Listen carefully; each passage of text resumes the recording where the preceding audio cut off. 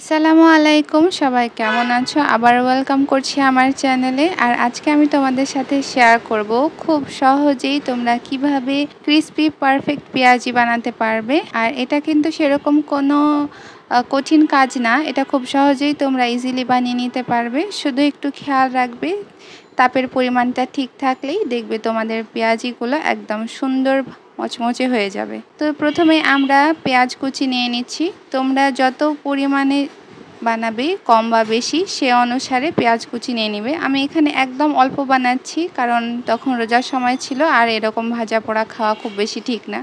সেজন্য আমি একটা মিডিয়াম সাইজের পেঁয়াজ কুচি নিয়ে নিচ্ছি। আর এর সাথে দিয়ে দিচ্ছি 1 থেকে 2টা কাঁচামরিচ কুচি। তোমরা নিজেদের টেস্ট অনুসারে কাঁচামরিচগুলো অ্যাড করে দিবে।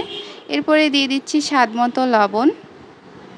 আর তারপরে দিয়ে দিচ্ছি সামান্য একটু হলুদ গুঁড়ো, সামান্য একটু ধনিয়া গুঁড়ো আর সামান্য একটু জিরে গুঁড়ো। তোমরা চাইলে এখানে এক্সট্রা চাট মশলাও ইউজ করতে পারো, সেটা তোমাদের টেস্টের উপরে ডিপেন্ড করবে। আর এরপরে দিয়ে দিচ্ছি 1 টেবিল চামচ পরিমাণ গমের আটা। এরপরে সবগুলোকে একসাথে ভালোভাবে মাখিয়ে নিচ্ছি।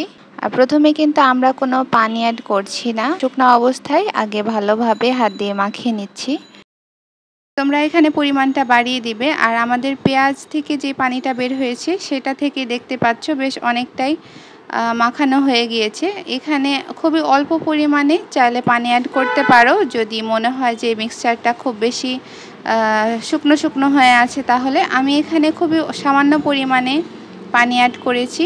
আর তোমরা যদি আরও বেশি ক্রিস্পিনেস চাও তাহলে এখানে সামান্য একটু চালের আটা অ্যাড করে দিতে পারো। আর এই তো আমাদের মিক্সচারটা এখন তৈরি হয়ে গিয়েছে। আর এটা এই যে দেখো এরকম সুন্দরভাবে এখন আমরা তেলে দিয়ে দিতে পারবো। এখানে আমি এখন একটা কড়াই নিয়ে নিয়েছি।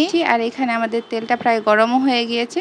তো এখন আমরা একে একে আমাদের মিক্সচারটাকে পেঁয়াজের শেপ দিয়ে তেলের মধ্যে দিয়ে দিচ্ছি।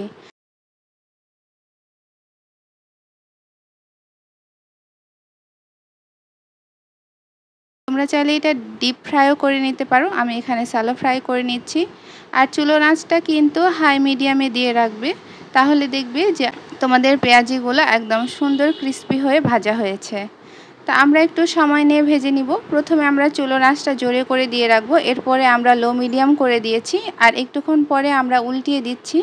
আর উল্টিয়ে দিয়ে কিছুক্ষণ পরে আমরা আবারও চুলোর আঁচটা হাই করে দিব। আর এই যে দেখতেই পাচ্ছ আমাদের পেঁয়াজিগুলো একদম সুন্দর লাল লালভাবে ভাজা হয়ে গিয়েছে। এখন আমরা এটা একটা প্লেটে উঠিয়ে নিচ্ছি।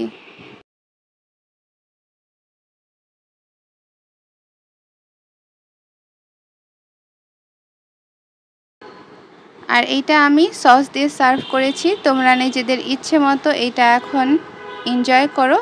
আর এই যে আমি তোমাদেরকে দেখিয়ে দিচ্ছি যে এইটা কি সুন্দর ক্রিস্পি হয়েছে, এটা দেখতেই বোঝা যাচ্ছে যে এটা কি সুন্দর ভাজাও হয়েছে আর দেখতে কি লোভনীয় লাগছে। এখন আমি এটা ট্রাই করছি। আমার কাছে তো এটা অনেক ভালো লাগছে খেতে, অনেক ক্রিস্পি, অনেক টেস্টি একটা খাবার। তোমরা এইভাবে ট্রাই করবা বাসায়, দেখবে একদম সুন্দর পারফেক্ট পেঁয়াজি পেয়ে যাবা। আর এই তো ছিল আমার আজকের ভিডিও। দেখা হচ্ছে নেক্সট ভিডিওতে। সবাই ভালো থাকো। আল্লাহ হাফেজ।